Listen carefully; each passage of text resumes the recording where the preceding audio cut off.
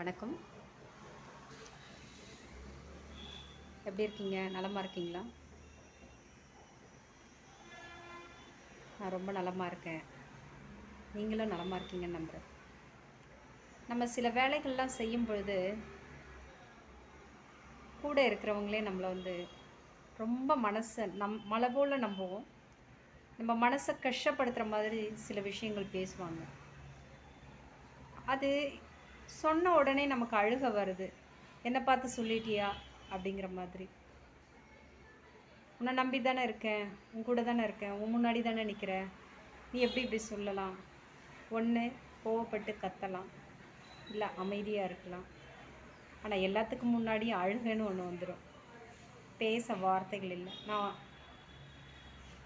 இந்த இடத்துல அவங்க எதுக்காக பேசுகிறாங்க?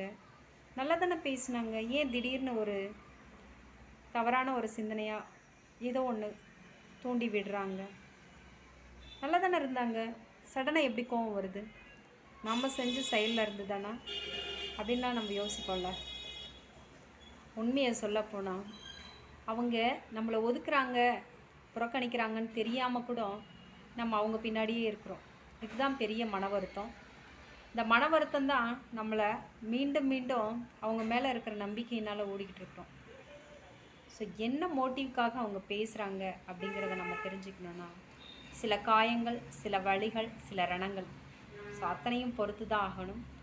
அதிலிருந்து ஏன் அப்படி பேசுகிறாங்கங்கிறத நம்ம சொந்த விஷயமாக எடுத்துக்காமல் ஒரு அடி தள்ளி நின்று என்ன மோட்டிவேஷனில் நம்மளை இப்படி நடத்துகிறாங்கங்கிறத தெரிஞ்சுக்கிட்டோம்னா நாமளும் நல்லா இருப்போம், நம்மளுடைய உறவுகளும் நல்லா இருக்கும். நன்றி, வணக்கம்.